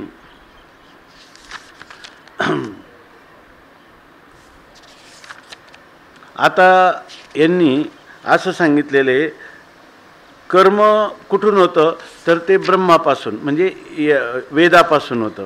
आणि असं सांगितलेलं हे जर सगळं एकदा सृष्टीचक्र आपल्या लक्षात आलं म्हणजे काय, आपण काय म्हणतो, कोणताही कुटुंबातला माणूस जर पाहिला ना तो म्हणतो पहिलं सगळं ठीक होतं, आता जरा विस्कळीतपणा आला कुटुंबामध्ये. गावाचं म्हणलं तर म्हणतात स्वातंत्र्यपूर्व काळात सुद्धा गावचं फार चांगलं होतं, पाटलांनी सांगितलं की ऐकायचे लोक सगळे. आता कोणाचा पायपस कोणाच्या पायात राहिला नाही. बरं व्यक्तिगत म्हणतो नाही माझे पूर्वी प्रकृती वगैरे ठीक होती पण अलीकडं जरा विस्कळीत झालं. देशाचं घ्या विश्वाचं घ्या कुठेही याचं कारण काय हे चक्र जेणेकरून सुरळीत चालेल ही जे नियम आहे त्याच्यासाठी त्या नियमांचं जेव्हा उल्लंघन होतं त्याचं अतिक्रमण होतं तेव्हा विस्कळीतपणा येणारच, दुसरं काही नाही. म्हणून प्रत्येकाच्यामध्ये नियमबद्ध जे सृष्टीचं चक्र आहे ते चक्र जर तुम्हाला चालवायचं असेल तर जसं चालत आले तसंच ते प्रवाहित ठेवणं हे तुमचं कार्य आहे. जेव्हा तुम्ही त्याच्या विरुद्ध प्रवाहाच्या विरुद्ध दिशेनं पोहण्यासारखं जाता तेव्हा ते चक्र काय करतं प्रवाहाच्या विरुद्ध दिशेनं पोहायला गेलं. पुरात म्हणलं तर माणूस सहज समुद्राला भेटायला जाते त्याला काही लागत नाही. पण तो म्हणला की उगम स्थानाकडे जायचं तो प्रवाह त्याला कुठं बुडवून काय टाकील सांगता येत नाही. प्रवाहाच्या दिशेने पोहणं अवघड आहे. तसं या ठिकाणी सृष्टी चक्राचं अनुसरण केलं तर तो सुखसागरापर्यंत जाऊ शकतो. परंतु त्याच्या विरुद्ध दिशेने जर पोहायला लागला त्याचं केलं तर तो पुरुष कधीही यशस्वी होऊ शकत नाही. आणि त्याला कशाला तोंड द्यावं लागेल विस्कळीतपणाला. लोक सारखं म्हणतात ना आता पहिल्यासारखं नाही विस्कळीत. याचा अर्थ पहिले ज्या नियमाने लोकांना जे सुख शांती प्राप्त होती त्या नियमाचं तुम्ही आता पालन करत नाही म्हणून तुम्हाला ह्या अशांतीला सामोरं जावं लागतं पदोपदी. ह्या गोष्टी जोपर्यंत हे जे ते आपले यांनी परवा उपोषण केलं ना त्या कदम सरांनी आपले येतात ना ते तर त्यांनी युनिव्हर्सिटीमध्ये त्यांचं म्हणणं काय आहे की आपलं ज्ञान त्यांचा प्रयोग येतो आपलं ज्ञान जोपर्यंत विद्यापीठात शाळेमध्ये कुठेही समाज जीवनात शिकवलं जात नाही तोपर्यंत तुम्ही खूप मोठी नुकसान करता विद्यार्थ्यांची हानी करता. त्यांना फक्त दुपारचं भोजन याची फार तर तुम्ही विज्ञानाधिकारी नोकऱ्या लागणारे शिक्षण देऊन व करता काय त्यांची दुपारची भ्रांती फक्त जाईल. जेवणाची व्यवस्था ती पण होत नाही नीट होत नाही परंतु झाली तर तेवढीच करता. पण अंतकालची भ्रांती मरणासारखा प्रसंग आहे त्याला सामोरं जाणं दुर्धर रोगाला सामोरं जाणं अनेक अपकीर्ती दारिद्र्य जीवनामध्ये काही घडत नाही राटी माझी न घडे काही त्याही वेळेला आपली शांती अचल आढळ राहील असं काही तुम्ही देता का. आणि हे कशाने येईल ते म्हणतात आपलं ज्ञान याचा अर्थ काय आत्मज्ञान मी कोण आहे याचं ज्ञान. जोपर्यंत त्याला होत नाही तोपर्यंत शांती येण्याची सुतराम शक्यता नाही आणि त्याची आशय करण्यात काही उपयोग नाही. म्हणून हे सगळं जे सध्याच्या काळामध्ये जे आता लोक जितके त्रस्त झाले तितके अंतर्मुख लोक जे आहेत तर ते लोक म्हणायला लागले की ह्यासाठी एक काहीतरी नियमावली पाहिजे त्या नियमावलीचं पालन केलं पाहिजे. ती नियमावली तर वेदाने अगोदरच सांगून ठेवलेली आहे की नाही. आपण त्याच्यापासून दूर गेलो म्हणून जर आचाराच्या प्रांतात जर तुम्ही त्या नियमावलीचं उल्लंघन केलं का आचारातलं सुख गमावलं. विचारात तुम्ही त्याचं जी पद्धती ती टकली का विचार करताना तुमचा विचार कुठं घेऊन जाईल सांगता येत नाही आणि भावना तुम्हाला कुठं पतित करील हे पण सांगता येत नाही. यासाठी प्रत्येक गोष्ट जी आहे ते स्वामी महाराज सांगायचे की ते म्हणायचे हे बघा तुम्ही आले ना आळंदीला आता आले ना एक तुमची पक्क ध्यानात घ्यायचं म्हणायचे की आता तुम्हाला कोणतीही गोष्ट करायला परवानगी तुम्ही पूर्ण मोकळ्यात फक्त एकच करा का मला विचारून काही करायचं. तुम्ही करायला पूर्ण स्वतंत्र आहे पण मला विचारून करायचं. याचा अर्थ मला विचारल्याशिवाय काहीच करायचं नाही असा त्याचा अर्थ झाला. मला विचारल्याशिवाय काहीच करायचं नाही असा अर्थ झाला. का जसं शास्त्राला विचारल्याशिवाय काहीही करायचं नाही असं ठरवलं का त्याच्या जीवनात कुठेही दुःखाचा लेशसुद्धा येणार नाही. अशी योजना ह्या वेदाची आहे. म्हणून ज्ञानेश्वर महाराज किती ज्या वेदांनी त्यांच्या आईवडिलांना देहांत शासन सांगितलं त्यांच्या आईवडिलांना देहांत शासन सांगितलं त्यांची एवढी शास्त्रनिष्ठा आहे की वेदांनी सांगितलेले त्याप्रमाणे आपल्याला केलं पाहिजे. आणि ते कोणी ब्राह्मण सभेत पैठणला निर्णय दिला गेला यांना देहांत शासन दिलं पाहिजे. देहांत शासन त्यांनी स्वीकारलं आणि ते ज्ञानेश्वर महाराज त्यांनी तर काय म्हणायला पाहिजे हा वेदाच्या विरुद्ध बंड केलं पाहिजे आहे की नाही. ह्या वेदाने आमच्या आई वडिलांना आम्हाला हरवावं लागलं असं म्हणायला पाहिजे. पण ते म्हणतात की हा तस्वा काय शास्त्र म्हणेल ते सांडावे असं ते म्हणतात. वेदाधारे वर्तावे आणि विश्व हे मोहरे लावावे, अलौकिक नव्हावे जगाप्रती. ज्ञानेश्वर महाराजांना काय रेडा बोलत होते, भिंत चालवत होत्या, किती अलौकिकत्व आहे. पण ते म्हणतात ह्या शास्त्राच्या नियमात लोकांसाठी, लोकांच्या कल्याणाचा मार्ग आपल्याला चोखाळायचा आहे. तो आदर्श म्हणून लोक उन्मार्गगामी होऊ नयेत, लोकसंग्रहासाठी या ठिकाणी आम्हाला ते शास्त्र प्रमाण आहे असं ज्ञानोबाराय म्हणतात. या कारणे पै बापा जया अथी आपुली कृपा, तेने वेदाची निरोपा आनन कीजे. बरोबर ना. तर ते म्हणतात ज्याला आपलं कल्याण करायचं ना त्यांनी वेदाचा जो निरोप आहे त्याच्या अन्यथा काहीही करायचं नाही, अशा प्रकारची स्थिती आहे. म्हणून म्हणतात एवं प्रवर्तितम चक्रम नानुवर्तयती ह्या, असं हे जे सृष्टीचक्र आहे त्याचं या न अनुवर्तयती, जो मनुष्य याचं अनुवर्तन करत नाही म्हणजे त्याचा मागोवा घेत नाही, त्याच्याप्रमाणे अनुसरण करत नाही, तर तो आघायुः, त्याचं सगळं आयुष्य पापी आहे. अघ म्हणजे पापी, आघायु म्हणजे ज्याचं सर्व जीवन पापी असणारा तो मनुष्य आहे. आणि तो कसा आहे इंद्रियारामः, इंद्रियांमध्येच रममान होणारा, म्हणजे इंद्रिय आणि विषय यांच्या संबंधानेच सुख होईल अशा जी चुकीची धारणा ती अंतकरणात बाळगून तो केवळ इंद्रियांमध्येच रममान झालेला आहे. म्हणजे इंद्रिय आणि विषय यांच्या संबंधाने निर्माण होणाऱ्या सुखातच तो त्या ठिकाणी बुडालेला आहे. म्हणून त्याला सांगतात तो पाप, त्याचं सगळं आयुष्य पापी आहे. आणि मग त्याचं जीवन काय म्हणतात मोघम पार्थस्य जीवती. अर्जुनाला म्हणतात हे पार्थ, तुला असं जीवन जगता येणार नाही, तू पृथुपुत्र आहे, पृथापुत्र आहे, म्हणजे कुंतीचा मुलगा आहे. त्या कुंतीने किती श्रम सहन केले पण धर्माचं उल्लंघन होऊ दिलं नाही, म्हणून त्या कुंतीचा तो पुत्र आहे. तेव्हा असा जो पुरुष करशील असेल याचं उल्लंघन करणारा तर मोघम जीवती. मोघम म्हणजे व्यर्थ. जसं गळा स्तन आजेचे, जसं शिळीच्या गळ्याला स्तन असतं त्याच्यातून दूध काही निघत नाही, ते फक्त नाम मात्र, त्याला स्तन असं म्हणतात, सड असं म्हणतात, पण त्या सडात दूध कधीच नाही. तसं याला जीवन म्हणतात. पण ह्याला जीवन म्हणणं म्हणजे काय आहे, खऱ्या अर्थाने नावाचं आयुष्य आहे त्याचं. खरं ते आयुष्य काय आगायू, ते आयुष्य कसं आहे मोघम व्यर्थ, ते कसं आहे इंद्रियाराम, इंद्रियामध्येच रममान होणारं, इंद्रियांची आणि विषयांच्या मध्ये इंद्रियांची होणारी क्रीडा यालाच महत्त्व देणारं असं ते आयुष्य आहे. म्हणून आगायूर इंद्रियारामो मोघम पार्थ सजीवते. आमचे ते शास्त्री महाराज म्हणायचे अहो पण मग त्याला तर माणसंच म्हणतात सगळे लोक. ते म्हणायचे कारण का, ते माणसासारखे दिसतात म्हणून त्यांना माणसं म्हणतात. दुसरं ते म्हणायचे कारण का, ते आहेत ते, तुम्ही म्हणता त्यांचं आयुष्य फुकट आहे पण लोक म्हणतात ना हे जिवंत आहेत. ते म्हणतात कारण काय आहे, ते दिसतात म्हणून आहेत. ते शास्त्री महाराज आहेत का, आहेत दिसतात म्हणून ते आहेत, बाकी त्यांचं जीवन काय आहे व्यर्थच आहे. म्हणून म्हणतात मोघम पार्थ स जीवती. आणि असा जो पुरुष आहे त्याचं काल ह्या आपल्या काल महाराज आले होते त्यांनी ह्याच्या ओळ्यांचं चिंतन सांगितलेलं आहे. 10 होतं मी चिंतन 5 मिनिटात सांगतो. याच्यातलं चालेल का, करावून द्यायचं.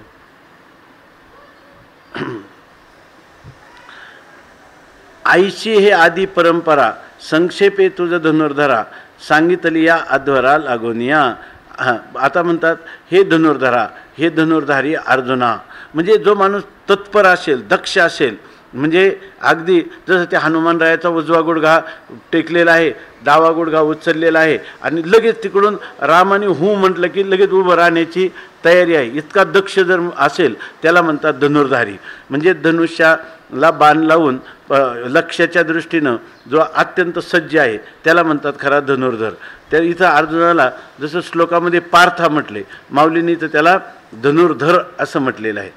तर ते म्हणतात हे धनुर्धरा अर्जुना, तुझं संक्षेपे, तुला अगदी थोडक्यात हे आद्य परंपरा सांगितली. ही आद्य परंपरा म्हणजे आत्तापर्यंत चालू असणारी ही जी मालिका आहे ती तुला मी आत्तापर्यंत सांगितली. कारण हा जो भाग आहे ना, भगवान सांगतात हा मी काय कोणाला सांगितला पहिल्यांदा, काय ते श्लोक आहे 4थ्या अध्याय सांगणार आहे. सुरुवात काय ती का, इमं विवस्वते योगम प्रोक्तवान हमव्ययम विवस्वान मनवे प्राह मनुरिक्ष्वा कवे ब्रवीत एवं परंपरा प्राप्त मिमम राजर्षयो विदुः सकाले नेह महता योगो नष्टा परंतप. मी हे विवस्वानाला सांगितलं पूर्वी, त्यांनी मनूला सांगितलं, मनुने इक्ष्वाकुला सांगितलं. अशी ही जी परंपरा आहे ती चालत आलेली आहे. आणि तेच या ठिकाणी सांगतात की ही अनादी असणारी जी परंपरा आहे, ही परंपरा या ठिकाणी सांगितली, ती तुला मी सांगितलेली आहे. आता इथं परंपरा म्हणजे ही ज्ञान परंपरा कशी चालत आली ही परंपरा नाही घ्यायची. इथं कोणती परंपरा? सृष्टीचक्राची जी परंपरा आहे ती परंपरा मी तुला सांगितली. कशासाठी सांगितली? आध्वरा लागून या ह्या यज्ञाचं काय महत्त्व आहे ते मी तुला सांगितलं. कारण सगळी माणसं अन्नापासून उत्पन्न झाली आणि ते जे अन्न आहे ते पर्जन्यामुळे उत्पन्न झालं. आणि पर्जन्य कशापासून झाला? यज्ञापासून उत्पन्न झाला. अशी परंपरा मी तुला सांगितली. मनोनी समूळ हा उचितू स्वधर्मरूप क्रतू नानुष्टिजो मत्तू लोकी ये. मनोनी म्हणजे काय?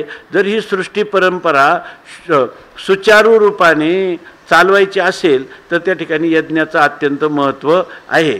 परंतु हा समूळ म्हणजे आमूलाग्र अगदी मुळासहित असणारा स्वधर्मरूप क्रतू म्हणजे स्वधर्मरूप असणारा यज्ञ म्हणजे आपल्या वर्णाश्रम धर्माचं स्वधर्माचं पालन करणं हाच यज्ञ आहे. आणि ह्या यज्ञ जो आहे तो जो नानुष्ठी जो याचं अनुष्ठान करीत नाही, कशामुळं? मत्तो आपल्या संपत्ती बळाने, शरीर बळाने, बुद्धिबळाने जो उन्मत्त झालेला आहे असा पुरुष म्हणतो काय ह्या यज्ञाचं करायचं. आता कितीतरी हे अंधश्रद्धा निर्मूलचे लोक म्हणतात की यज्ञामध्ये तुम्ही त्या अग्नीमध्ये तुपाची आहुती देता, गरिबांना तेलसुद्धा खायला नाही आणि तुम्ही काय करता? हे अग्नीमध्ये ओतता. त्याच्याऐवजी गरिबांच्या ह्याच्यामध्ये ओता ना, काय गरिबांच्या जठराग्नीला तृप्त करा ना, ते बरं आहे. बरं आता ऐकताना कोणाला हे योग्य वाटत नाही? योग्यच आहे ना, पण हे योग्य कोणाला वाटतं? तुमच्या बुद्धीला योग्य वाटतं. वेदाने हे सांगितलेलं नाही. म्हणजे काय याचा अर्थ वेदाने गरिबांना करू नका मदत असं सांगितलं आहे का? परंतु वेदाने ह्या सृष्टीचक्रासाठी ह्या यज्ञाचंच अनुवर्तन केलं पाहिजे असं सांगतात. पण हे उन्मत्त लोक, उदाहरणार्थ अंधश्रद्धा निर्मूलन, या अंधश्रद्धेचं निर्मूलन करतात, श्रद्धेचंच निर्मूलन करायला निघाले. श्रद्धेचं आणि श्रद्धा शब्दाचा अर्थ आहे सत. सतपासून श्रत हा शब्द व्युत्पन्न होतो. सत्याचंच निर्मूलन करायला निघालेले हे लोक आहे. मग ते अनुष्ठान करतील का यज्ञाचं? करणार नाही. म्हणून म्हणतात नानुष्टी जो मत्तू लोकी ये. जो उन्मत्त पुरुष ह्या स्वधर्मरूप यज्ञाचं पालन करत नाही तो म्हणतो कसला वर्णन कसला असं? दोनच जाती आहे, एक स्त्री आणि एक पुरुष. कुठलं जातन, कुठलं पात, कुठला वर्णन, कुठला आश्रम असं म्हणतो. असा जो पुरुष आहे त्याचं वर्णन ज्ञानेश्वर महाराज करतात. जो तो पातकांची राशी, तो मनुष्य पातकांची रास आहे. जाण बाहेर भूमीशी भार जाणं. अशी जी माणसं आहे ना स्वधर्माचरण करीत नाही ती ह्या पृथ्वीवरची काय आहे? भारभूत झालेली ओझ्याप्रमाणे आहेत. कोणते? जो कुकर्मे इंद्रियाशी उपयोगा गेला. त्या ठिकाणी त्यांनी इंद्रियांच्या उपयोगा गेला म्हणजे इंद्रियांच्या उपयोगाला आला म्हणजे त्याला इंद्रियाने जे सांगितलं ते केलं. परंतु इंद्रियाने सांगितलं ते केलं पण वेदाला विचारून केलं असतं तर सत्कर्म केलं असतं. पण याने इंद्रिय ते सत्कर्म करायला इंद्रियच लागतात आणि कुकर्म करायलाही इंद्रियच लागतात. पण हा इंद्रियांना उपयोगाला आला पण कसा? कुकर्मे, शास्त्राने सांगितल्याच्या विरुद्ध जी निषिद्ध कर्म त्यांनी केली आणि त्या इंद्रियांच्याच फक्त तो उपयोगाला गेला.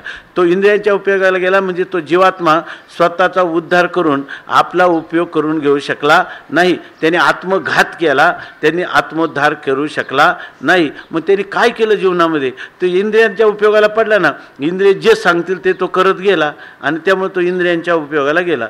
ते जन्म कर्म सकळ अर्जुना अति निष्फळ जैसे का आभ्रपटल अकाळीचे. त्याचं काय काय व्यर्थ आहे म्हणतात? त्याचा जन्मसुद्धा, जन्म का व्यर्थ झाला त्याचा? आईला 9 महिने भार वागावा लागला आहे की नाही. नंतर त्याला जन्म झाला, कष्टाने झाला, तो त्याचाही जन्म, त्यालाही भरपूर पीडा झाली, जगतानाही भरपूर पीडा झाली, तरीसुद्धा त्याचा सगळा जन्म व्यर्थ. बरं त्यांनी कर्म केले नाही का? काही ना काही करीतच होता ना. नाही कश्चित क्षणमपी जातू तिष्ठत्य कर्म करतो. काय मोकळा थोडाच राहिला आहे? कर्म केला. मग ती कर्माचं काय झालं? ते कर्मसुद्धा निष्फळ आहेत. आणि अजून काय काय? त्याच्या भावना विचार सगळंच निष्फळ आहे म्हणतात. ते जन्म कर्म सकळ अर्जुना अति निष्फळ, नुसतं निष्फळ नाही तर ते काय आहे, अतिशय निष्फळ आहे. त्यात मोघाशा मोघ कर्माणो मोघ ज्ञाना विचेतसा राक्षसी आसुरींचैव प्रकृती मोहिनीम श्रिताः, असं त्याची स्थिती आहे. ते जन्म कर्म सकळ फक्त माणसाने दिवसामध्ये 10-15 मिनटं, किमान 10 मिनटं, जास्तीत जास्त तासभर का होईना, जेवढा आपण, लोक काय म्हणतात, काल ते महाराजांनी खूप गोड सांगितलं, लोक म्हणतात की आम्हाला वेळ नाही. जो मनुष्य आत्ताच्या काळात ज्याचं सगळं शोषण करायला सरकार किंवा कंपन्या मालक निघाले, त्यालासुद्धा 12 तासाच्या पुढे ड्युटी सहसा होत नाही याच्यामध्ये. मग राहिलेले 12 तास नाही का आपल्याला काही एवढ्या आपल्या स्वतःच्या खऱ्या कल्याणासाठी आपल्याला काही 10 मिनटं 15 मिनटं ज्ञानेश्वरीला देता येत नाही का? तर तेवढं जर आपण ज्ञानेश्वरीचं चिंतन केलं आणि प्रत्येक शब्दाचं जन्म कर्म ते अति निष्फळ या प्रत्येक शब्दाचा जर विचार केला तर मनुष्याच्या अंतःकरण हे काही नुसतं वाचायचं आणि पारायणं पाठीमागं पारायणं थोडीच करायचे. त्याचा अर्थ एकदा समजून घेतला आणि पुढच्या मार्गाला लागलं तर आपल्याला आपल्या जीवनामध्ये आपोआपच मार्ग सापडतो.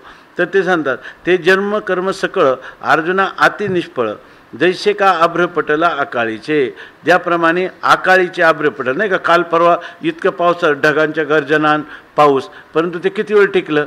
तसं याचं जीवन जे आहे ते त्या मेघांचा जो समूह आहे, कोणता अकाळी आलेल्या मेघाचा, तो काय वसेना वर्षे त्या ठिकाणी आकाळची आभ्रे जैशी नाही अकाळीची आभ्रे जैशी आकाशीचं लीन होती का, आकाश नाही, उर्मी विना आकाशी क्रिया विरोधी तशी शून्यामध्ये, ते दुसरी आणि ही दुसरी वय की ती जे ना ते वसेना वर्षे असं मला वाटतं काहीतरी, ते आकाशाचे जे ढग आलेले आहेत कोणते अकाळी ढग, ते रात पण नाही, वसेना कायम काय आकाशात दिसत नाही, थोड्या वेळाने विरून जातात. बरं वर्षेना, हां ती खाली वर्षावसुद्धा करत नाही. तसं याचं जीवन हे निष्फळ आहे. का गळास्तन आजेचे तैसे जे आले देखे तयाचे जया अनुष्ठान स्वधर्माचे घडेचे ना, किंवा आजेचे गळास्तन, आताच पाहिलं शेळीला जो गळ्याला असणारा स्तन आहे तो जसा उपयोगाचा नाही, तैसे जी आले देखे तयाचे, तसं त्याचं जी आले म्हणजे जीवन हे तसं आहे. म्हणजे हा फक्त आहेत आणि दिसतात, मनुष्याचा आकार आहे म्हणून त्याला मनुष्य असं म्हटलं जातं. बाकी तो मनुष्यपणाचा काय, तो का म्हणे त्यांनी, आणि मनुष्यपणा केली हानी, त्यांनी मनुष्यपणाला लाजवलं किंवा आपल्या आईच्या कुशीला सुद्धा त्यांनी लाजवलेलं आहे, असं त्यांचं जीवन आहे. कोणाचं, जया अनुष्ठान स्वधर्माचे घडेचे ना, ज्याला आपल्या स्वधर्माचं अनुष्ठान घडत नाही. म्हणून हे जे लोक आहे ना ते म्हणतात ना का धर्म ही आफूची गोळी आहे, त्या धर्माची एक धुंद आली आणि धर्मयुद्ध जेवढी झाली त्याच्या जेवढा रक्तपात झाला असा दुसऱ्या कोणत्याच कारणासाठी झाला नाही. ह्या सगळ्या गोष्टी व्यवहारात दिसत असल्या तरी खरा ज्ञानेश्वर महाराजांनी गीतेने सांगितलेला जो स्वधर्म आहे तो स्वधर्म ते त्याला मानत नाही. ते म्हणतात हा ख्रिश्चन, हा हिंदू, हा मुस्लिम, हा असं. खरात कोणता धर्म आहे, धर्म म्हणजे धर्मो रक्षते रक्षता, ज्याचं रक्षण केलं आता सर्वांचं रक्षण करतो किंवा सगळ्या प्रजेचं सुचारू रूपाने सुखकारक रीतीनं मार्गदर्शन करीत धारण करतो त्याला म्हणतात धर्म. असा धर्म कोणता आहे तर वेदविहिता, हा वेदाने सांगितलेला हा धर्म आहे. ही परवा एकांनी फार चांगलं सांगितलं की ही एक असणारी ही वेद ही एक फिलॉसॉफी आहे, तत्त्वज्ञान आहे, तो काही धर्म नाही म्हणे. तर ते बाकीचा विषय जाऊ द्या, पण त्याचे जे विचार आहे ते मान्य करण्यासारखे. हा वेद काही अमक्यात माणसाला तमक्याला नाही. मनुष्य म्हणून जेवढा जगात कुठेही जर आले आणि तो जर वेदाला मानेल तर त्याच्यासाठी तो धर्म, वैदिक सनातन धर्म, त्यालाही मार्गदर्शन केल्याशिवाय राहणार नाही. म्हणून ऐके पांडवा, म्हणून ते म्हणतात ज्याला स्वधर्माचं आज अनुष्ठान घडत नाही त्याला आजागल स्तनवत त्याचं जीवन व्यर्थ आहे. आणि आता सांगतात की म्हणून ऐके पांडवा हा स्वधर्म कवणी न संडावा सर्व भावे भजावा हाची एको. म्हणून हे पांडवा ऐके, हे पांडवा तो ऐक. कायच ऐक तर हा स्वधर्म कवणे संडावा न, या ठिकाणी हा जो स्वधर्म आहे तो कोणीच आपापला जो स्वधर्म आहे आपल्या वर्णाप्रमाणे आपल्या आश्रमाप्रमाणे त्या स्वधर्माचा कोणीही त्याग करू नये. आपले पाहना संत ते सज्जन कसाई आहे आणि आपलं कर्म करतात स्वधर्माचं पालन, आणि परमात्मा काय करतो, त्यांना सजन कसाया विको लागे मांस, माळ्या सावत्यास खुरपू लागे, नरहरी सोनारा गडू फुंकू लागे, आणि चोखा मेळ्या संगे डोरे वढी. अशा प्रकारचं त्याचे नामयाची जणी आणि सवेवेची शेणी आणि धर्माघरी पाणी वाहे झाडी, एवढे आपल्या संतांचं परंपरा सांगितली. ते संत काही श्रीमंत होते, मोठ्या जातीत जन्मलेले होते, श्रेष्ठ वर्णाचे होते असं काही नाही, पण सगळ्यांना पंढरीनाथ परमात्मा त्यांच्या जनाबाईच्या ओवा काढतोय. परमात्मा येऊन हा अधिकार कशामुळं आला, स्वधर्म कर्माचं पालन केल्यामुळं जगन्नायक परमात्मा हा त्यांच्या घरादारात नांदला. असे एवढा मोठा अधिकार आपल्या संतांनी त्या स्वधर्माचरणाने मिळवला. असं आपल्याला वर्णन करायला आवडतं, पण तरीसुद्धा वर्णाश्रम धर्माचं पालन करून त्याच्यासाठी थोडा त्याग व्हावा असं आपल्याला वाटत नाही. बाकीचे सगळे जे काही त्याला काय म्हणतो आपण उपलब्धी ह्या अनुकूलच असाव्यात आणि मग परमार्थ व्हावा असं वाटतं. सर्व भावे भजावा हाची, सर्व प्रकाराने हाच भजावा, म्हणजे ह्या स्वधर्म कर्माचंच अनुसरण किंवा अनुष्ठान करावं. हागा शरीर जरी झाले तरी कर्तव्य ओघे आले, मग उचित का आपले ओसंडावे. काल त्या केंद्रीय महाराजांनी एक चांगली उपपत्ती सांगितली, काही ना काही कर्म तर तुम्ही करणारच ना, मग त्याच्यामध्ये असत कर्म करण्यापेक्षा सत्कर्म करायला काय हरकत आहे. तीच गोष्ट इथं ज्ञानोबा सांगतात, हागा शरीर जरी झाले, आपल्याला जर शरीर झालं म्हणजे शरीर प्राप्त झालं, तर शरीर प्राप्त झालं का कर्तव्य ओघे आले. माणसाला पार काही काम करणारा नसला तर त्याच्या त्याला घास गिळायला पार किती मनुष्य श्रीमंत असला तरी तो कर्म करतो, त्याच्या पुढं ताट मांडलं तर खावं तर लागतं ना त्याला, ते हाताचा व्यापार तोंडापर्यंत तर करावाच लागतो ना. बरं म्हणले नाही, त्याला भरवायला आहे माणसे, गिळण्याचा तरी व्यापार त्याला करावाच लागतो ना. म्हणजे मनुष्य म्हटलं का त्याला काही ना काही कर्म करावंच लागतं, कर्तव्य ओघे आले. प्रवाह जर मनुष्याला शरीर प्राप्त झालं का तो काही ना काही कर्म करतोच. नाही कश्चित क्षणमपी जातू तिष्ठत्य कर्म करू कार्यते हे वशा कर्म सर्वही प्रकृतीजैर गुणही असं सांगितलेलं आहे. कर्तव्य ओघे आले मग जर त्याला काहीतरी करावं लागतं तर जे आपल्याला नरकगामी करील, दुःख भागीदारी करील, त्याच्यापेक्षा ते म्हणतात उचित का आपले ओसंडावे. जे उचितच कर्म आपल्या वाट्याला आलेलं आहे ते का बरं ओसंडावे, त्या उचित कर्माचा का बरं त्याग करावा. परिसपा सव्यसाची मूर्ती लावोनी देहाची, खंती करीती कर्माची ते गावंडे गाव. हे म्हणतात सव्यसाची. या ठिकाणी सव्यसाची म्हणजे डाव्या आणि उजव्या ह्या दोन्ही हातांनी ज्याला बाण सोडता येतो त्याला म्हणतात सव्यसाची. दोन्ही हातांनी बाण सोडणाऱ्या हे अर्जुना परिसपा, तो ऐक. देहाची मूर्ती लावणी, मनुष्याला ह्या देहाची मूर्ती प्राप्त झाली म्हणजे एवढा मोठा अमूल्य नरदेह प्राप्त झाला की ज्या नरदेहामध्ये काय त्यांनी म्हणले का ह्या नरदेहामध्ये नरदेह निधान लागले हाती आणि उत्तम सार उत्तम गती. देवाची होईन म्हणती ते होती तरी का चित्ती न धरावे. ह्या देहामध्ये देव प्राप्त नाही करता येत, देव होता येतं, एवढी मोठी योग्यता आहे. आणि तिथं त्या कर्माने देवरूपापर्यंत जाऊ शकतो. त्या कर्माचा जर कोणी खंती नको हे कर्म, हे वेदाने सांगितलं पण याच्यात फार कष्ट आहेत, नको, आपल्या मनाला वाटतं ते करू असं म्हणेल आणि खंती करीती कर्माची, कर्माच्या विषयी काय करतात, खंती करतात, दुःख उद्वेग करतात, ते गावंढे गा. माऊलींना मोठी शिवी देता येत नाही, तर आपल्या ह्याच्यासारखी मोठी त्यांना आठवली असते, पण ते त्याला फक्त म्हणतात हा पुरुष गावंढळ आहे, अडाणी आहे, ग्रामीण आहे असं त्याला म्हणतात. आणि आता या इथपर्यंत हे प्रकरण झालं. आता पुढचं जे प्रकरण आहे, आता तुम्हाला असं येईल का फक्त कर्माचरणच केलं पाहिजे असं माऊलीने इतकं सांगितलं ह्या कर्मयोगाचं, मग जगातल्या सगळ्यांनी हे कर्मच केलं पाहिजे का दुसरा काही उपायच नाही का. सगळ्यांना समजा हे अज्ञानी लोक असतील त्यांनी कर्म केलं पाहिजे ठीक आहे, पण एखादा ज्ञानवान असला, आत्मज्ञानी असला, त्यांनी कर्म केलंच पाहिजे का. असा दंडक आहे का तुमचा? किंवा एखादा ज्ञानी पुरुष आहे आणि त्या ज्ञानी पुरुषाने जर केलं नाही तर त्याला काही दोष लागतो का? किंवा दुसरा काही एखाद्या पुरुषाला मला आत्मज्ञान व्हावं असं वाटतंय आणि तो कर्म व्यवस्थित करीत आहे तरी त्याने मग आत्मज्ञान प्राप्ती व्हावी वाटते, त्यावेळेलाही हे कर्म करीतच राहिलं पाहिजे का?